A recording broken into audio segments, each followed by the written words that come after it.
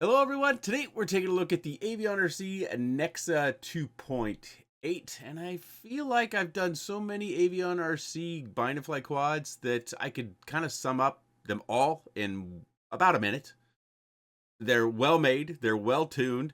My typical complaints like not zip tying the battery lead down, the motor wire tape, those things are always taken care of. They even print holders for their capacitors. The customer support that I hear from people who have bought quads, this was sent for review by AvionRC.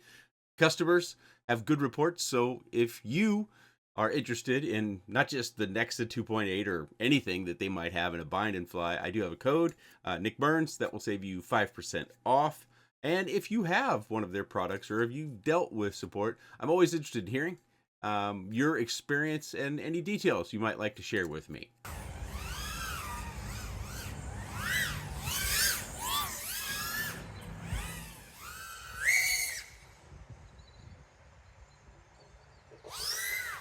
The motors are T-Motor F1404. They're 4600 kV. This is a 4S quad. And on those motors are the HQ 2.8 by 1.6 by 3 tri-bladed props. Flight controller is the JHEMCU GHF 405 all-in-one-HD. That is a 40 amp 2 to 6S compatible flight controller.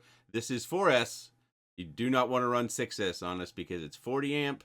And if you put 6S on these motors, you'll likely either blow a motor or blow an ESC. I get that question all the time for some reason. Of course, the version I have is the 04 Pro inside of it. You can get the frame all by itself, or you can get the quad without a video system if you want to install Walk-Snail, HD0, what have you. I mentioned that they make 3D prints to hold their capacitors. That is right here. For the camera mount, we do have a fair bit of adjustment. I think you can go 30 degrees is the max, and then you have to move the camera forward as much as you can in order to get a little bit more.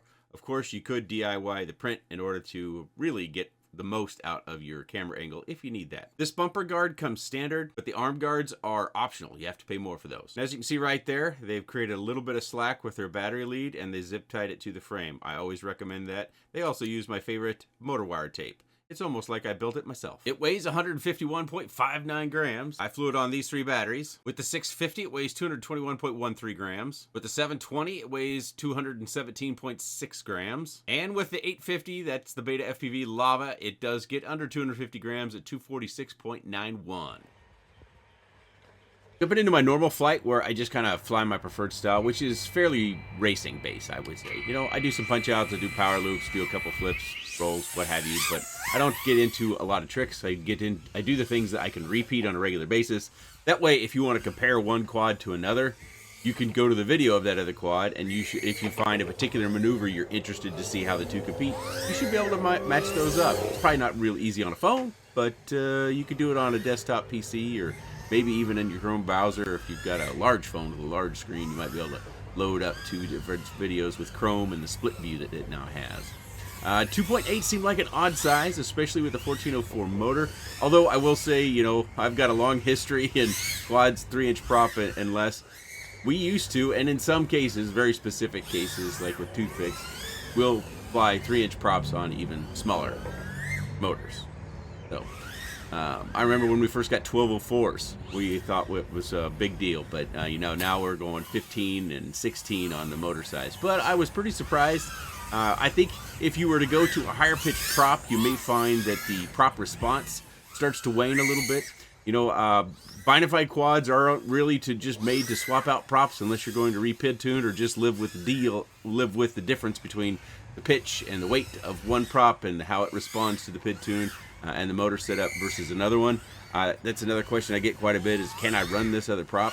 Yeah, you can, but I can't say whether it will fly well with that other prop or not because it's tuned with these props.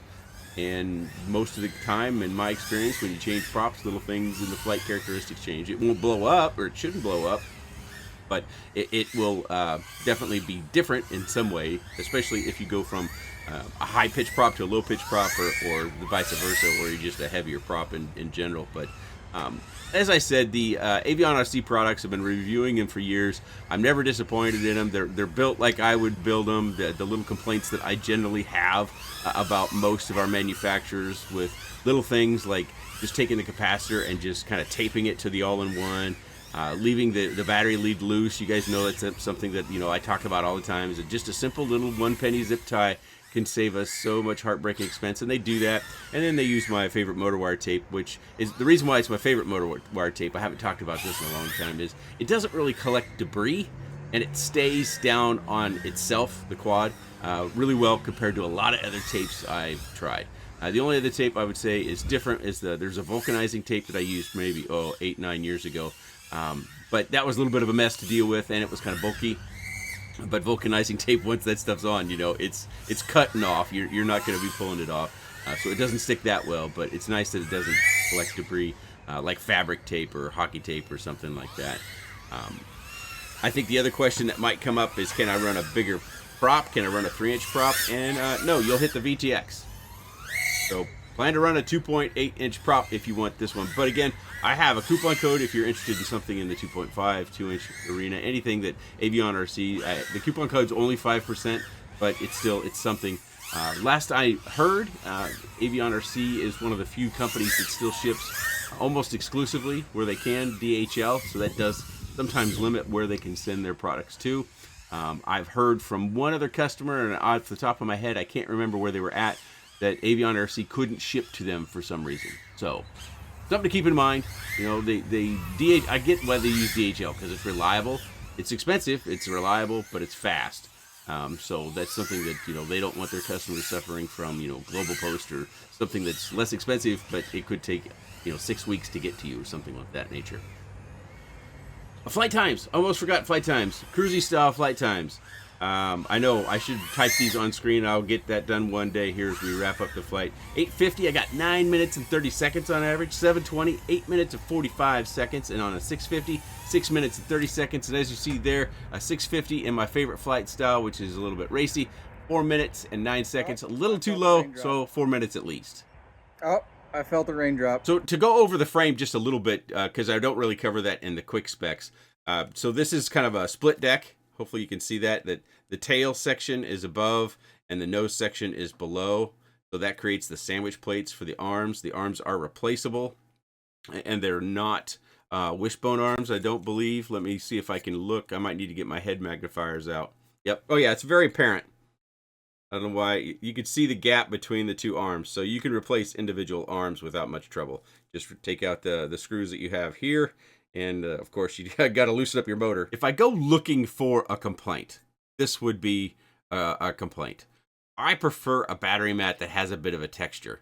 Now, this is a thick, firm battery mat, but it doesn't have any sort of texture. It is a bit sticky. You can see I've got some, you know, dust and debris on mine.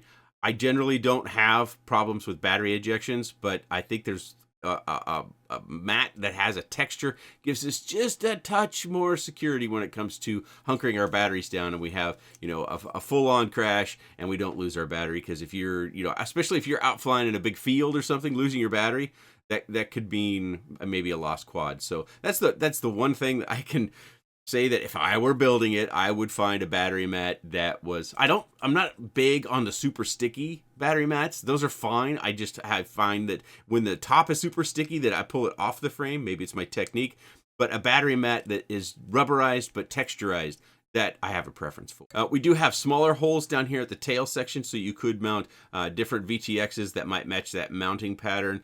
I was going to talk about it as well. So the HD version of this flight controller is just so you can plug this plug in and it will go right to your VTX. And I believe, I can't remember for certain, so don't quote me on this, but I believe it will work with other HD based video systems. I thought they made the pinout the same on the 04 and the Walk Snails and the HD0 stuff. The pinout was all kind of matching up now.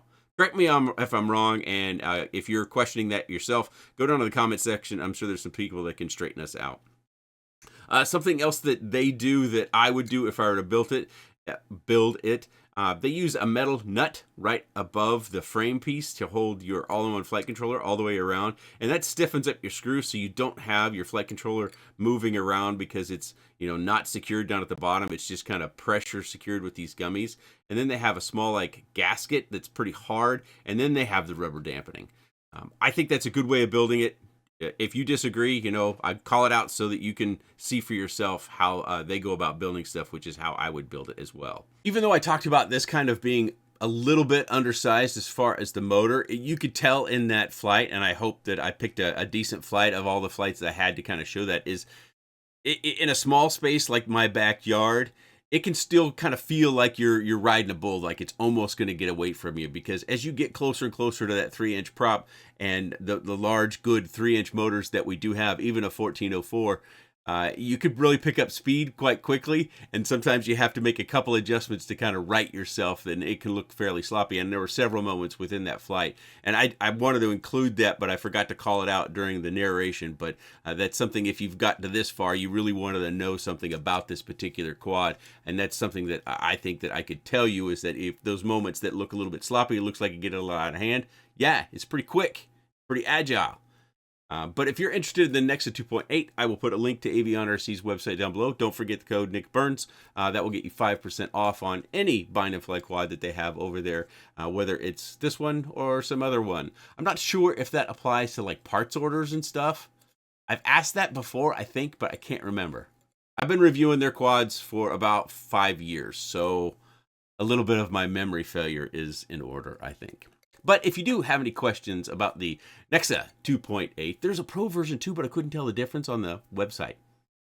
Price really didn't jump out at me either, so please let me know in the comment section below. I appreciate your time, and thanks for watching.